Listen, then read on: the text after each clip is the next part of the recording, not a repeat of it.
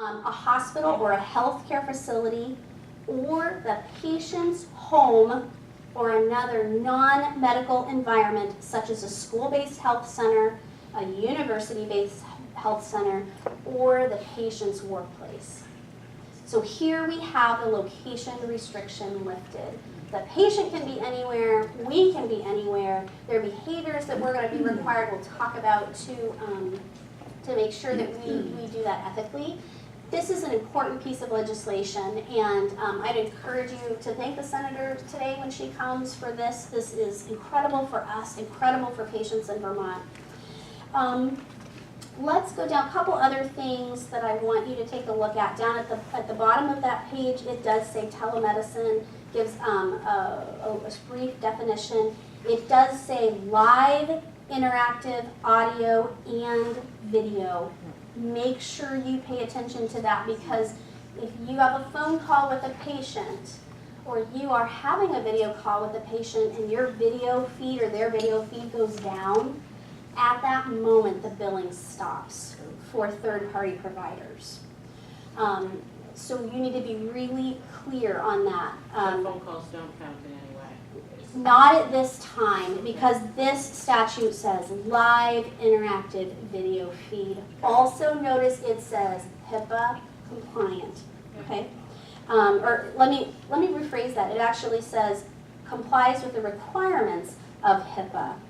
And then it says telemedicine does not include the use of audio only, telephone, or fax. I don't know who uses fax, but whatever. Right. They want to make sure they cover the fax.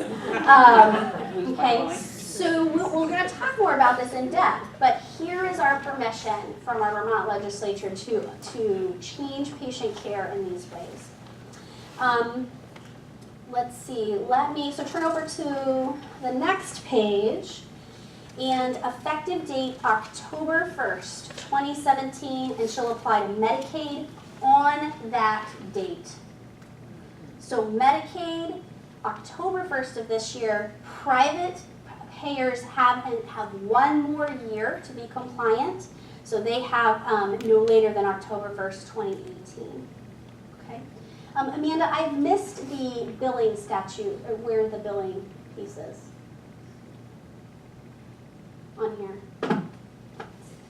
I was pretty sure it was. I was pretty sure it was on here. I figured you could look at it. Yeah. So everybody else is October of this year. Right there? Okay. Ah, very good. Okay. So here's the other thing. Yep. Yes. The audio only restriction. Would that also apply to people who are working with clients who are self-paid? No, it would not. So here's why. So the question is, if a client wants to do audio only, does that apply to self-pay?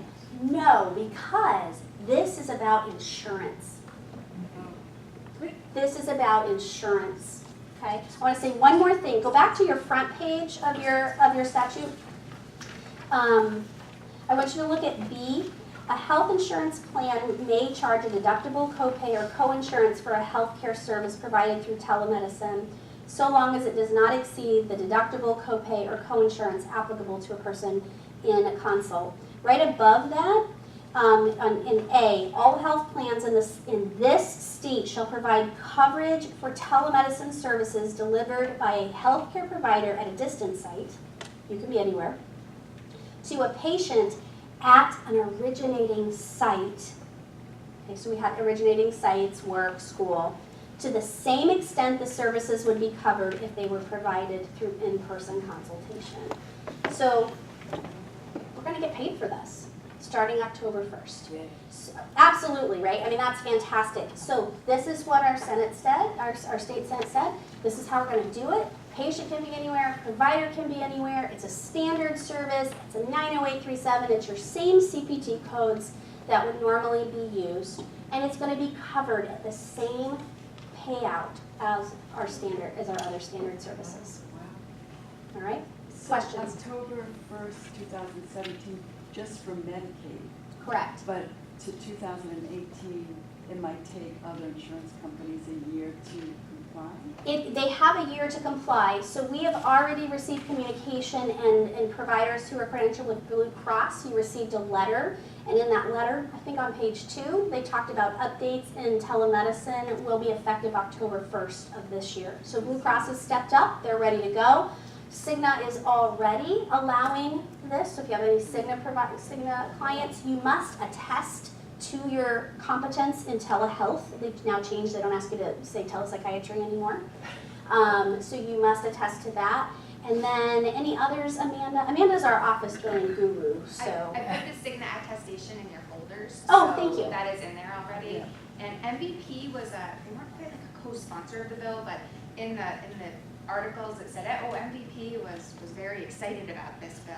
So I'm imagining MVP will flip over sooner rather than later. I've been checking their website daily for updates, but I haven't seen one quite yet.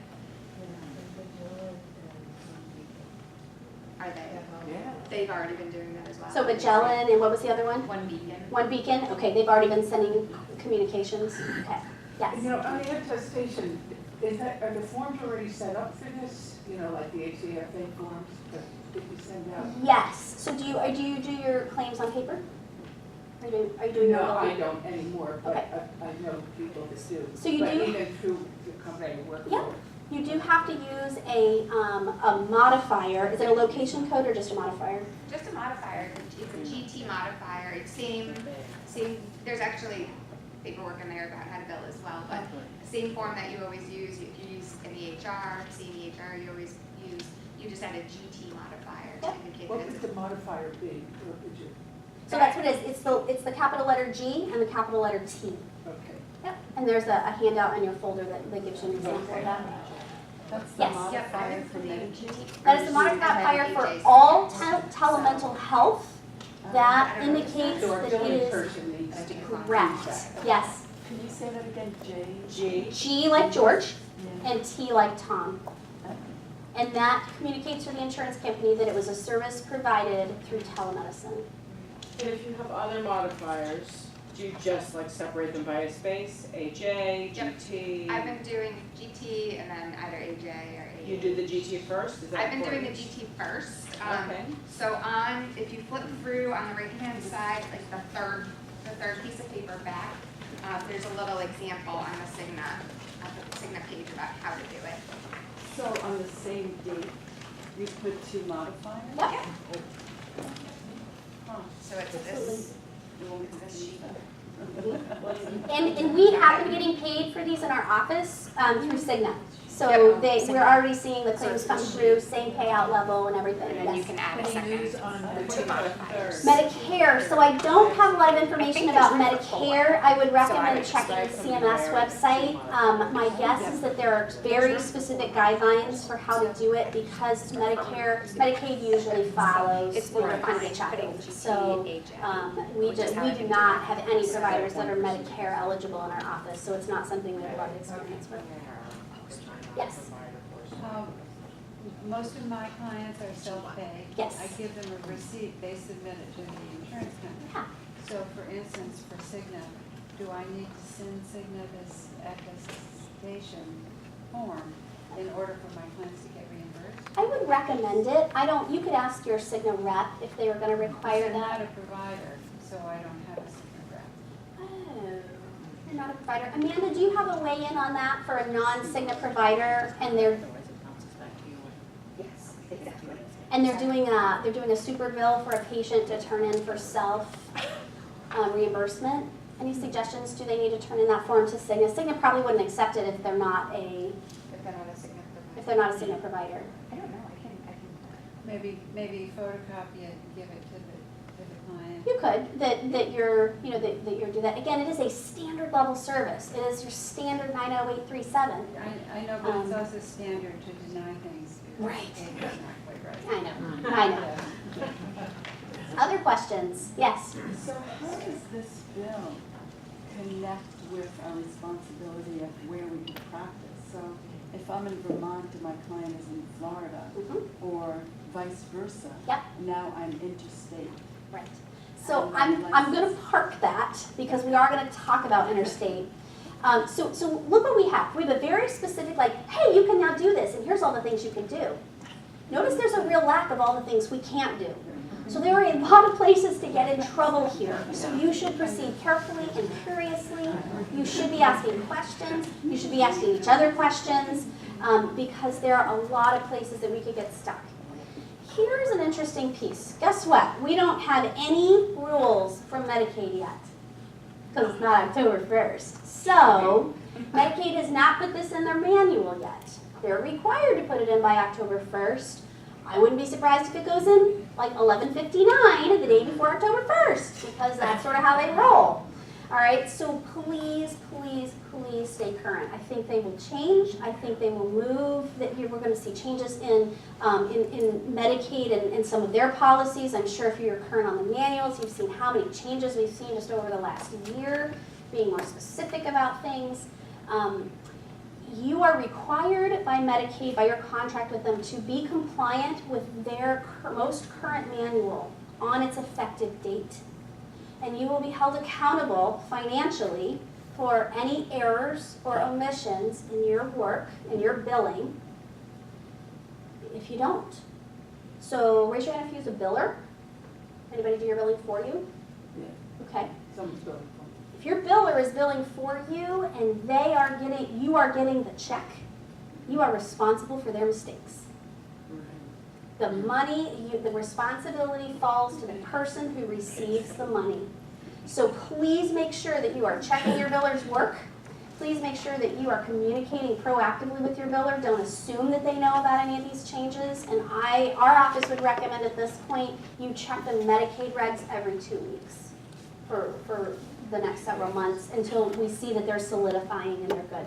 Because again, it's a place you could fall in the soup, and let's not do that. Does that apply to like a billing clearinghouse, an Office Ally? So yes, because we actually use Office Ally in our office, because even though they're a billing clearinghouse, they're handling the claim, the money goes into your account. Yeah. They don't touch it. It doesn't come to them, and then they take their piece, and then they give it the rest to you. So you are the one that touches that, or your biller touches that. So you need to be very vigilant in that. So here's an example. If you start billing telemedicine the 1st of October, and your biller doesn't use the GT code, those are fraudulent claims because you have not been accurate / truthful, even if it was an error, on where that, on the originating site. So you need to check that and really be vigilant about that. Do you know if the GT modifier replaced the modifier 95? It used to be 95 for telehealth through Cigna, which I've done before. Okay. So I don't know that let me answer. Amanda, do you know if it replaces? I believe it does. I will double check. Okay, she'll double check because the claims that we've been submitting, are you still getting paid for that? It was one session a few months ago. A few months ago, and they still So paid it? They did, Okay. yeah, with the 95. Yeah, I would probably double check with your provider rep just to make sure. We've been using the GT, and in the national credentialing, they're always pushing GT. There are thousands of modifiers, so again, that may be specific to whatever panel you're credentialed on. So you'd want to make sure, as these companies are catching up, that we'll do that. We have not seen procedure from Blue Cross either, but they've been wonderful about being proactive, and they sent providers a letter and said, hey, this is changing, and we'll have more updates October 1st. So keep checking that. Any other questions about that before we move on? Okay, great. All right, let's talk about HIPAA. All right, so let's just do some basic review. Protected health information is required to be protected by any healthcare provider. You are healthcare providers, so this means you must protect this information, and you are responsible for any HIPAA breaches that happen. Does anybody know how much HIPAA breaches cost providers? What do you guess? Give me a couple guesses. I heard thousands. Okay. The federal, from the Department of Health and Human Services Office for Civil Rights, they're the police for this. Fines can be levied from $100 to $50,000 per occurrence or per violation, and a violation is considered a single client file. So it could be $50,000 for a single client file in the fines. Okay. So it is significant. The HIPAA regs are like hundreds of pages. So I strongly recommend do not take this as your learning for the year. Please engage in some learning about it.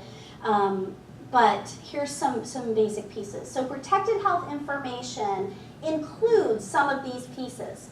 These are pieces that the Office for Civil Rights considers potentially identifying a client. Name, address, date of birth, and other dates of treatment or dates of discharge or admission.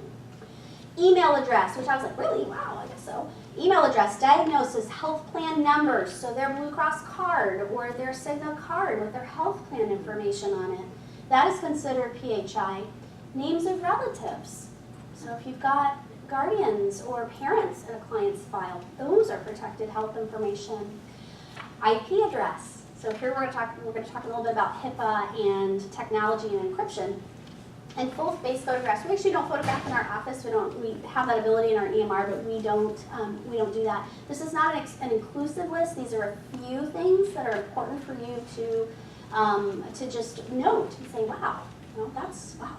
So my name is Sarah White, and there's like a million Sarah Whites in the world. So once when I was in graduate school, I went to a private Catholic university in Kansas City, Missouri, and I had to do, as part of my capstone project, a religious studies class with one of the, a great professor in religious studies, and I just hit it out of the ballpark.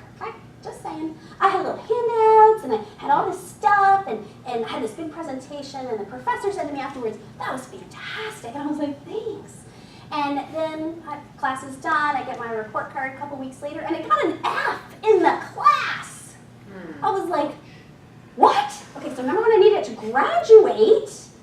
And I was like, I don't know what happened here. So I called the professor. I said, a little concerned about my grade. And she said, well, you never came to class. I said, no, so actually I was the one that did the thing with all the handouts and little bags, and I hit it out of the ballpark. Remember you said it was like one of the best and you wanted me to give you my extra stuff and all that? She was like, oh wait, that was you? Yeah, that was me.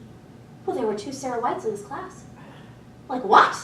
So this other Sarah White got my A, and I got her F for not showing up to class, right? So who would have known that there would be 2 Sarah Whites, one that didn't show up, one that did, and they had to go through this huge rigmarole to change this final grade and then allow me to graduate.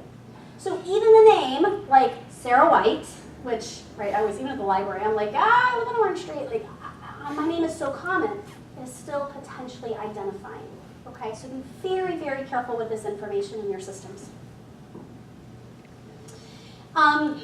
Protected health information. So this is the definition from the Human Services website that talks about a subset of individually identifiable health information maintained or transmitted, keep that word in your mind, in any form including oral communication that's created or received by a healthcare provider, relates to the past, present, or future physical or mental condition of an individual, provision of health care to an individual, or payment for that health care, and identifies or could be used to identify the individual. Okay? So I'm going to turn back. We're going to talk a little bit more about this, about how it impacts telehealth, but I want you to take a minute in your groups, and I want you to really talk about these pieces. Now there's more pieces in this. This is not an inclusive list, but are there any surprises here? I want you to share with your group. Are there ways in your office that these aren't being kept in the ways that you're like, ooh, wow, I don't know, maybe they are, maybe they aren't. So take a couple minutes, then we're going to come back and do just a very short reporting out, do a couple more slides, and then we'll take our first break, okay? So talk in your groups about this PHI, your individual practice, any, group number 1 who does your own thing. I'm just kidding. You can do that however that works best for you. But it may be that you're like, wow, I'm kind of concerned about how I do this, or right. And so do that amongst yourselves. We'll come back in a couple minutes. All right. Right. All right. So A question that comes up for me, I think, this was really positive in myself, that's what gets stirred up. Mhm. So I have an office that's a converted house, and the mail slot is on the front porch, put the mail in, it goes into a private space. When I send things out, I stick the letter in the mail slot and sticking out. That is a whole lot less secure than my computer. And so to what point do we need to be concerned with that stuff? Yeah, it's a great question, and it's one that we'll talk about a little bit as we talk about HIPAA, but our best efforts are recognized, and there is recognition that we cannot prevent everything. So for example, if you have a staff member who steals information out of your client files, how would you ever prevent that? You can't. But you can train that staff member and you can supervise them in appropriate ways, but you can't watch them every moment. Or why would you have them anyway if you did that? So there are some pieces to that. There's also some pieces with mail that are unique. So taking someone's mail, opening someone's mail is a federal offense. So if that happens, that's a whole different can of worms. So having something secured and sealed and addressed to someone, ways that you could, for example, protect privacy more is to not have your name and your practice identifier on the envelope.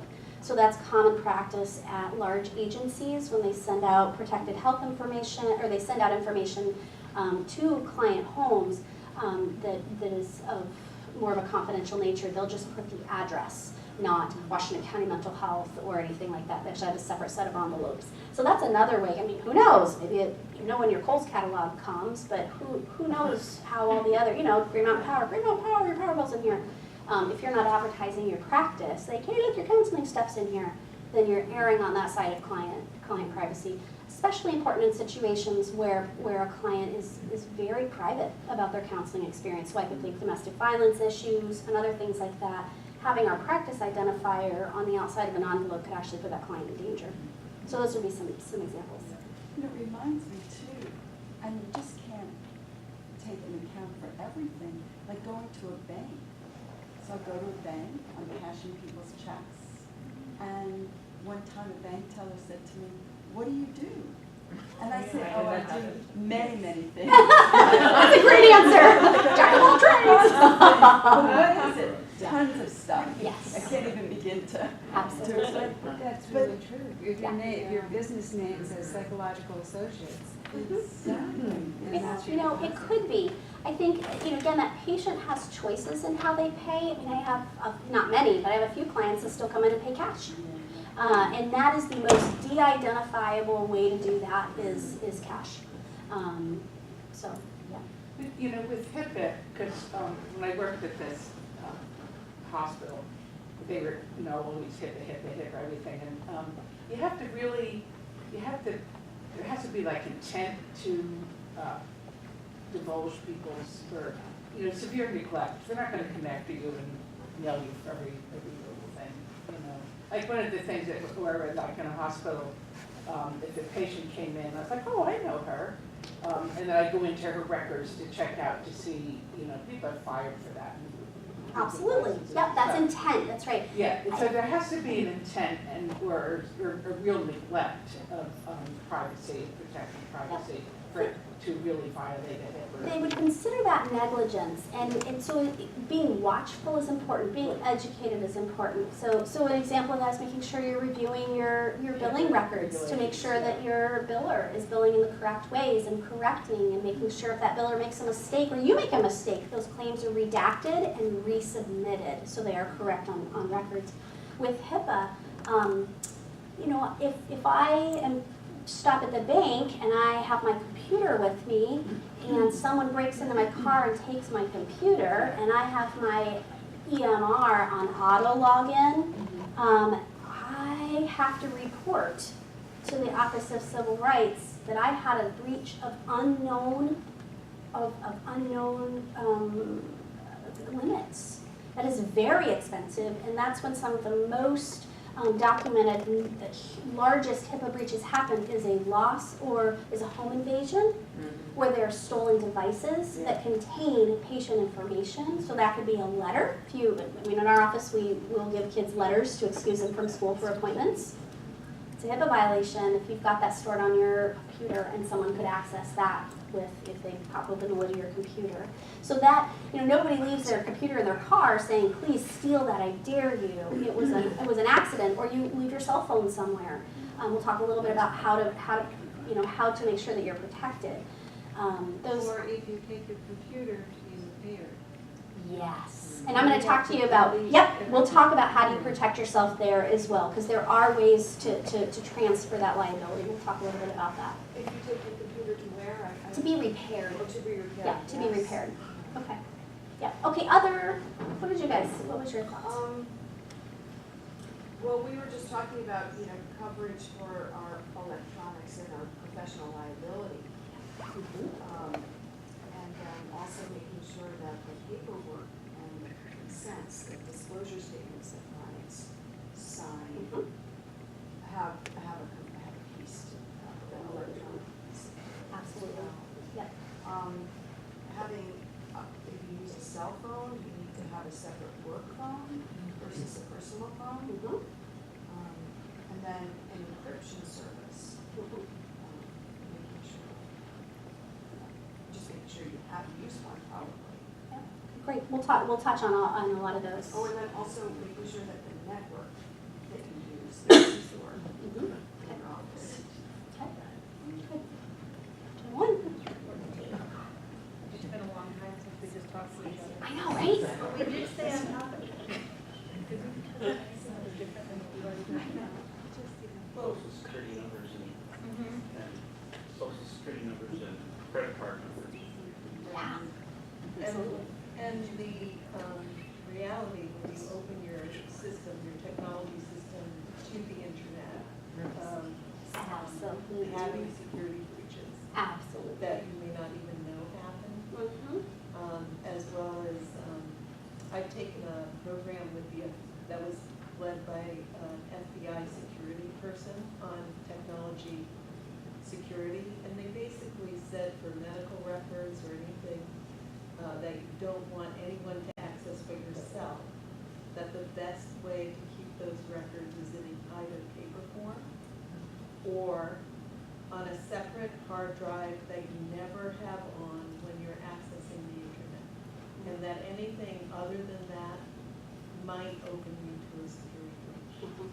And they were so specific, so It's it's great made me very, very diligent about having a separate hard drive to my laptop where I store records if I'm doing them electronically, and then a backup to that is, and that's where I keep my medical records. And they basically said anything you open yourself up to on the internet has the potential to breach any kind of information like this. So when I work Great with advice. clients, I don't have them send me anything like this via the internet, or via email or anything like that. My big question is IP address, because there's no way for me to know what my client's IP addresses are. Right. And usually, either via website or via sending documents like intake documents or release documents, that's already putting information out onto the internet, because I can't guarantee the security of their servers, their equipment, and who has access to it. So those were some of my questions. And then the other is really looking at the technology that's used, because there's HIPAA compliant mental health access points. But often what people tend to use, and I've heard so many different clinicians and other folks talk about using Skype and FaceTime or Google meeting or whatever, and very few of them are HIPAA compliant. And so my concern with telemental health is that on my end, I can maybe make sure I've got all the bells and whistles and things in place, but depending on the other person's location, like in an office, that session's not private. Because whoever's managing the technology in that organization will have access to that. Absolutely, absolutely. So I That's have great a feedback. lot of questions Yeah. about this. That's a great feedback. And we're going to talk about the difference when we come back from break. I want to send us on break on time. We're going to talk about the difference between HIPAA compliant and HIPAA secure. And those are two pieces that you need to be very vigilant and very aware of. And one sets a standard and one is in total compliance. We'll talk a little bit about that. And then we're also going to talk this afternoon about behaviors. Maybe this this morning. We're going to talk about client behaviors that may or may not be in compliance with HIPAA. And how do we encourage those with our clients? But understanding that if the client wants to go have a cup of coffee at their local Starbucks and have their session with you, that's what they're going to do. And we're not responsible for that. We are responsible for documentation and education. So we'll talk a little bit about more of that this afternoon, all right? Okay, great feedback, thank you. Go ahead and take a break. We'll come back at 10:30 and keep going, all right?